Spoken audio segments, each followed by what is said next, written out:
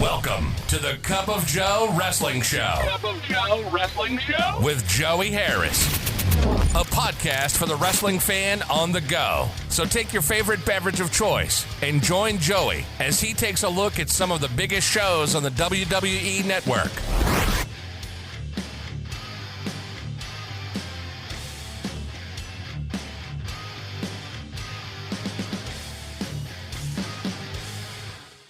From makeshift studios deep in the heart of stately Maine Manor, this is the Cup of Joe Wrestling Show. I am your host, Joey Harris. And folks, if the good Lord's willing and the creek don't rise, when you hear this, I will be on vacation in the land of the free, the homeland, the promised land, my beloved home state of North Carolina.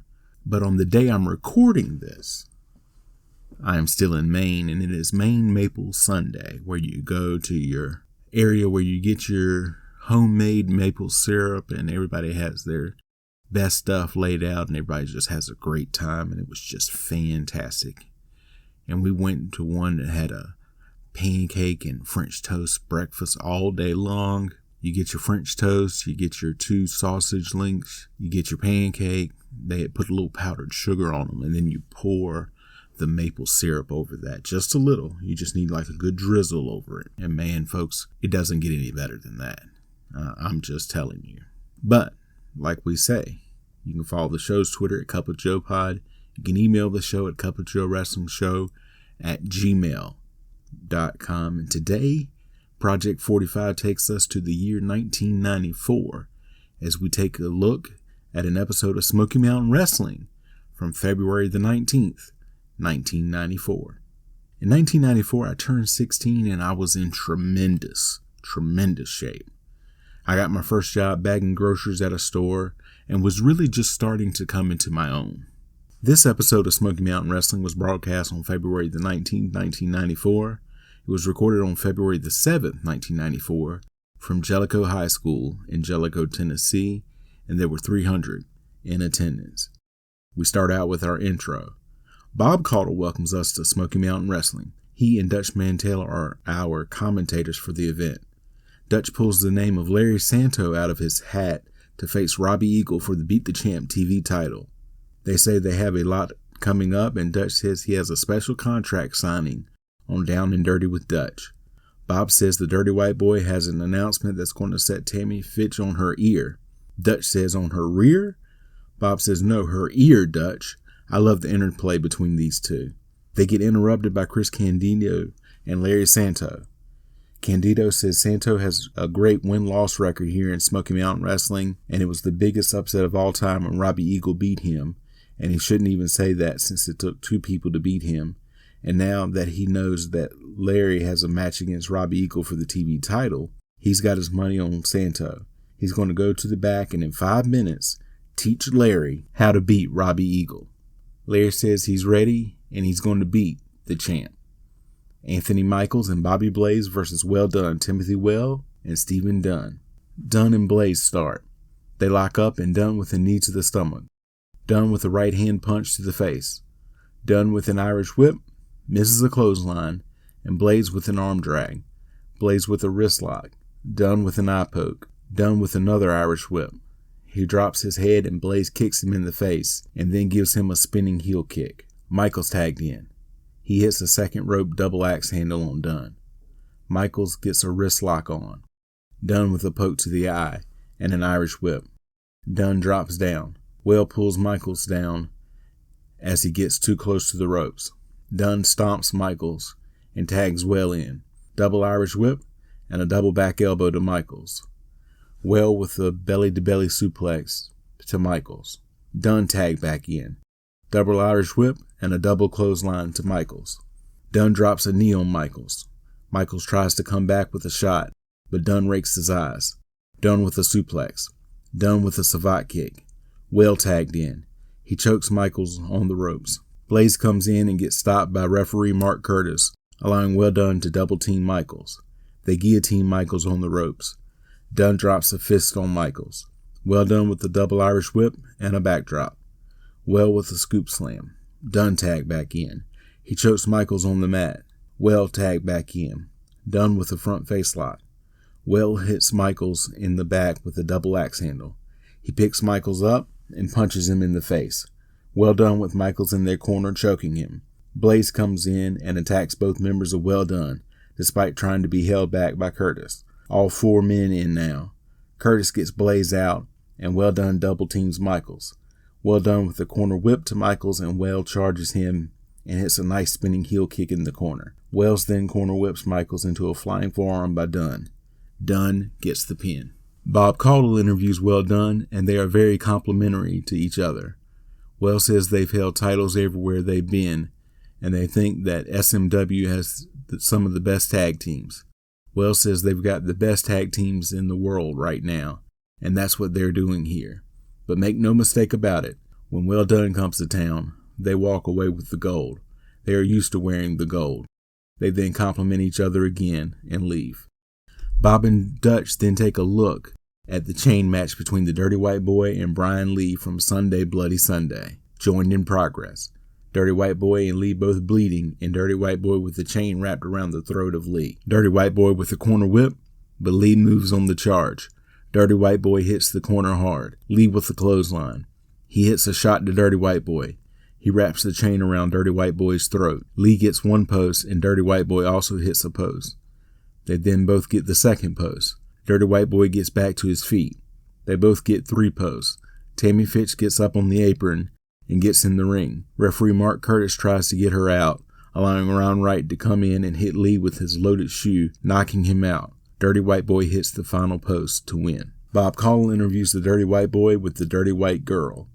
Dirty White Boy is the Smoky Mountain Wrestling Champion and says to Lee that he has something that Lee thinks belongs to him. Dirty White Boy says if you want it, tough guy, all you've got to do is come through him to get it. He says Lee and that dirty dog walking tramp Tammy Fitch have their hands on the Dirty White Girl once too many times. They show video of Lee attacking Dirty White Girl. Fitch then says her match with Dirty White Girl will start now, and she pins Dirty White Girl. Dirty White Boy says he has gone to Smoky Mountain Wrestling and asked the board of directors for a mixed tag match. He tells Lee and Fitch to cinch it up real good and tight and come on because this is far from being over, because the Dirty White Girl is going to get her hands on Tammy Fitch. Dirty White Girl says it will be a cold day in hell before Tammy Fitch beats her when she's conscious. Dirty White Boy says they're going to teach Fitch how to take a royal butt kicking. Highlights from Terry Funk with Jim Cornette versus The Bullet. Texas Death Match. Funk stacks chairs and broken tables in the ring. He scoop slams Bullet on the pile, and Funk goes up and hits a moonsault on the Bullet to win that fall. Jim Cornette says this is the first time that Funk had ever done a moonsault. Double count going. Both get to their feet. Funk goes for a pile driver. The Bullet reverses it into a backdrop. The Bullet with a DDT to Funk on the stack Funk had put in the center of the ring. The Bullet gets the fall. Bullet gets back to his feet and wins the Texas Death Match. So Bob Armstrong is the commissioner of Smoky Mountain Wrestling again. Bullet goes after Terry Funk. Cornette hits him with the racket from behind. Dory Funk also comes in, and all 3 attack the Bullet. Cornette gets on the mic and says the Bullet is going to kiss his feet. Anthony Michaels and Tracy Smothers run in and chase the heels away. Brian Matthews is at a hotel in Knoxville where a meeting has been called by Bob Armstrong. Armstrong kicks someone out and throws his stuff out after him and says that's the crooked board of director that Jim Cornette and his mama paid for, and Armstrong threw him out on his ear. He says there's going to be some changes made. He assigned himself and Jim Cornette to a cage match one-on-one. He says Jim Cornette said he couldn't do it one-on-one. It needed to be a handicap match, and he needed a partner. So he picked Captain Redneck Dick Murdoch. Armstrong says bring it on. He will wrestle both of them. He will do whatever he has to do to get Cornette. He wants to show everybody in the Smoky Mountains how to drop that hog. To get to Jim Cornette, he will have it done. He's not through yet. There are some more things he has taken care of. Jim Cornette is then shown. He says, Bob Armstrong, I guess your idea of a joke, your sick sense of humor. He says there's the paperwork to have the decision reversed on appeal to have Armstrong replace as commissioner. He says he did everything he could to make sure Bob Armstrong was never the commissioner of Smoky Mountain Wrestling again. But Bob Armstrong foiled him again. when you beat Terry Funk in Knoxville, not only have you assumed the commissioner role again, but you've also got past a little ruling that you shoved through with your little buddies that you shake hands with on the board of directors, that you can wrestle as well as be the commissioner. Cornette says that smacks to me like conflict of interest, Bob Armstrong. That smacks to me of bribery. And he's going to prove that Bob Armstrong is a crooked politician one way or another yet. And he will tell you something else he's going to do. He's going to get Dick Murdoch, because if Bob Armstrong wants him, the only way Bob Armstrong is going to get him is in a handicap match where Cornette has a partner, because Jim Cornette has never claimed to be a wrestler. But remember this, Armstrong, the men that he manages and him put Bob Armstrong in the hospital before, and they can do it again.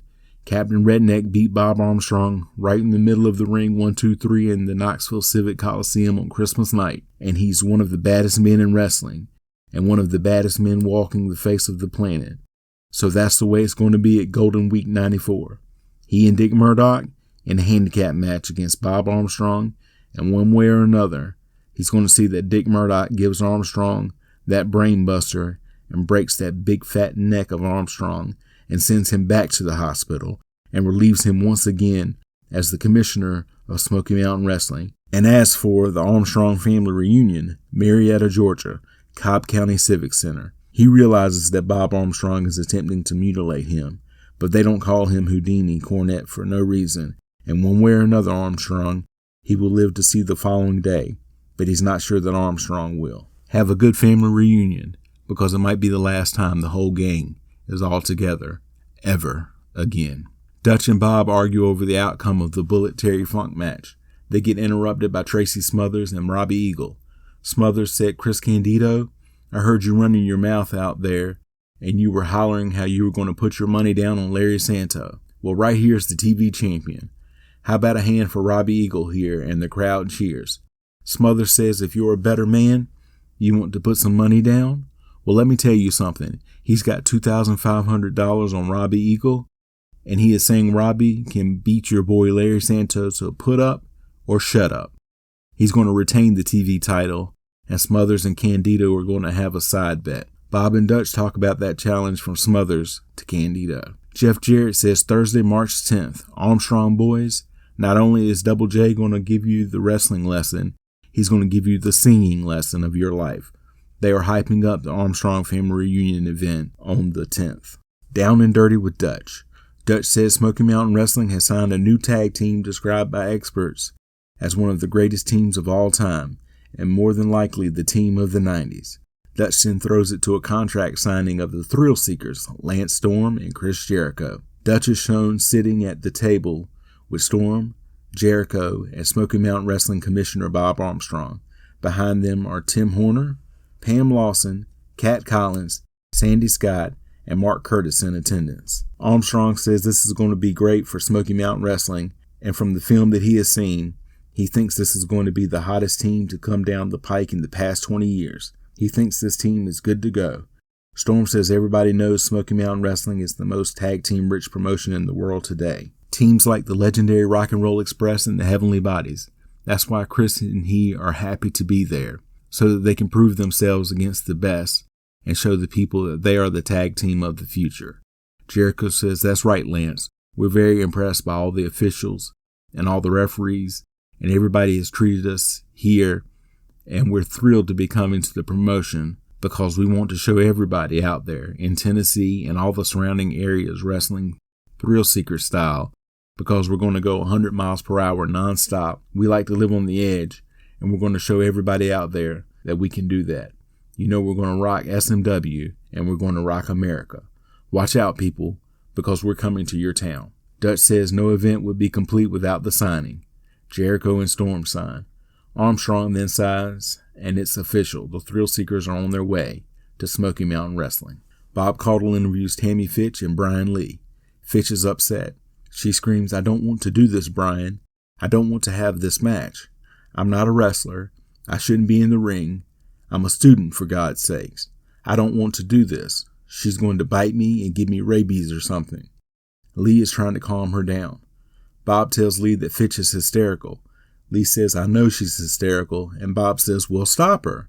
She won't stop, so Lee picks her up on his shoulder and tells Bob this isn't as bad as it seems. Bob then throws it to a Rock and Roll Express Heavenly Bodies 2 out of 3 falls match from Harlan, Kentucky. Joined in progress. Ricky Morton with a suplex to Jimmy Del Rey. He gets another 2 count. Tom Pritchard with a kick to Morton and the Heavenly Bodies double Irish whip Robert Gibson. Gibson comes back and tries a sunset flip on Pritchard, but Del Rey holding on to Pritchard's hand, trying to stop him from coming over. Morton with a shot to Del Rey's stomach to break it, and Pritchard goes over. He gets a 2 count. Gibson with a small package for a 2 count. Morton with a sunset flip for a 2 count, but Pritchard breaks up the count. Morton reverses a suplex attempt into a small package for another 2 count. Morton slams Del Rey into a turnbuckle head first. Morton with a hip toss. Gets another 2 count, then another pinning combination, but the bell rings. It's a time limit draw. The Rock and Roll Express are shown in the locker room. Ricky Morton says, well, Heavenly Bodies, now you see what it's like to go an hour inside that squared circle. You see, just a few more minutes in that match and those belts would have been theirs, because the tongues were hanging down to the ground and you were gasping for air. Well, they want to have a match to separate the boys from the men. You call yourselves the true Smoky Mountain Tag Team Champions? Well, brother, they want a match that goes for an hour. They want a match to show you, Pritchard and Opie Taylor, that they are the true Smoky Mountain Tag Team Champions. You see, you come out here and run your mouth, but you've got to prove it when you step inside that ring, just like they did tonight. You said an hour passed by, and to them, they had another hour in them, and the Heavenly Bodies were down to their last breath. They were sucking for air. So boys, come on, prove to them that you are the Smoky Mountain Tag Team Champions. They don't think so. So be ready for a match with an hour time limit, brother. And before that match is over with, they're going to go all night long, and that's in and out of the ring. Bob Caudle talks to Jim Cornette and the Heavenly Bodies. Bob says 2 out of 3 falls to a draw, and Cornette says, yeah, that's exactly right. Because as you can see from that piece of videotape they just showed right there, the Rock and Roll Express, Robert Gibson and Ricky Morton, like the shameless cowards that they are, ran from the Heavenly Bodies for 58 minutes and 30 seconds. And finally, even though we cornered them in the last few seconds and were pounding their brains out, they were running for too long and the match went to a draw. But let me explain something to you, Rock and Roll. I want you to listen real good. You went to Smoky Mountain Wrestling and you came up with the idea for this marathon match. That's exactly what they've got signed, a contract for a marathon match. The match has to go for an hour. It's got to go 60 minutes, because if you quit, you're the losers, and whoever wins the most falls during that hour is the winner of the match. The tag team titles are going to be on the line, and you think you've done something, Rock and Roll. The only thing that you've done is dig yourselves an early grave, because these men right here can go an hour, brother, and then some. Just ask any woman in the Smoky Mountain area, right, Tom? Tom Pritchard says from the very inception of Smoky Mountain Wrestling, the Heavenly Bodies have ruled the tag team scene. Whether it took us 5 minutes, whether it took us 10 minutes, or whether it's going to take us an hour, we're going to show everyone in Smoky Mountain Wrestling who the real marathon men are. Jimmy Del Rey says you're exactly right. You know, a long time ago, they wrote a song about my cousin and I, the 60-Minute Men. That's him and I, because we can go 60 minutes all night long. Cornette says, and let me explain something to you, Rock and Roll. I want you to dig back in your memory. I want you to think about all the times that the Rock and Roll Express and the Midnight Express went 60 minutes to a draw. The times that the Rock and Roll Express went 60 minutes with Ole and Arn Anderson. I was there and I saw it. The times the Rock and Roll Express went 60 minutes with the Russians. I was there and I saw it. I know every one of your tricks. I know every one of your moves, and I know the ways that you can be beat. So when this marathon match comes about, the final result is going to be 14 falls for the Heavenly Bodies and a big fat goose egg for the Rock and Roll Express. Because believe me, I've got enough aggravation in my life. I don't need these 2 punks on my trail like this. We're going to finish this thing once and for all, brother, and in the process, we're going to retain the Smoky Mountain Tag Team titles. When they come back from commercial break, Dutch has his feet up on the desk, and Bob says, Dutch, don't put your feet up on the furniture. Bob then shows a clip of Robbie Eagle winning the Beat the Champ TV title. They show Chris Candido get Eagle up on the turnbuckle for the suicide plex, and Tracy Smothers come and knock Candido off of the turnbuckle. Eagle then covers Candido to win the Beat the Champ title. Smothers and Eagle celebrate afterwards.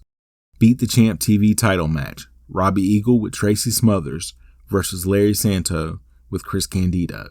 The bell rings. They circle each other. Santo up against the ropes like he doesn't want to lock up with Eagle. Eagle tries to lock up again and Santo back to the ropes. Santo starts arguing with the crowd. They finally lock up. Eagle with a side headlock into a hammerlock. Santo struggling, but finally reverses the hold. He gets Eagle down. Eagle gets up and out of the hold and reverses it into a wrist lock. Santo reverses that into a wrist lock of his own. Santo with a hip toss. Santo with a corner whip, but misses the charge in when Eagle moves. He hip tosses Santo out of the corner, back to an arm lock. Santo grabs Eagle's hair and forces him down to the mat and applies a wrist lock. Eagle gets back to his feet, and Santo hits him with forearms. Eagle staggers up against the ropes, and Santo smacking him hard on the chest. Santo then biting Eagle. Santo gets Eagle into a corner and rams his shoulder in several times. He then chops Eagle in the chest. He then hits Eagle with some forearms. He then shows off to the crowd, and Eagle comes behind and rolls him up for a 2 count. Eagle with an arm drag. Eagle with a drop kick. Santo rolls to the outside to regroup with Candido. Back in, Santo with a boot to the stomach and a chop and then a forearm to the back of Eagle. He then applies a chin lock to Eagle. Santo with an Irish whip. He misses a clothesline when Eagle ducks it, but gets Eagle on the comeback and throws him outside. Candido comes over and smacks Eagle. Eagle gets up on the apron and rams his shoulder into Santo and sunset flips him.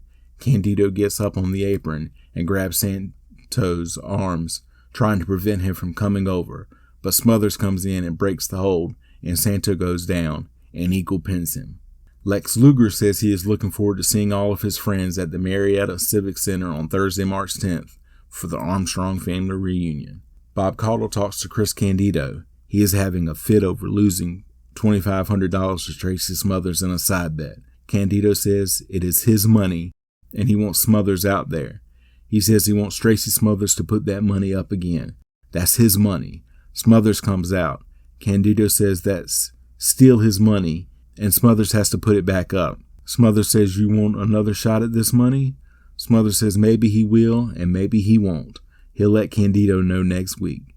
They then sign off from Jellicoe. Final thoughts. This was a fun little show, but came at a weird point in the taping schedule, as evident by the clips of matches and interview-heavy show. But the Thrillseekers are on their way, and it is the first look many people got of Lance Storm and Chris Jericho. You can follow me on Facebook, Twitter, and Instagram at TheJoeyHarris. If you like the show, please leave a review on iTunes or Apple Podcasts. I would really appreciate it. Thank you for joining me this week. This is Joey saying so long from stately Maine Manor. The Cup of Joe Wrestling Show is a production of Baby Kangaroo Media.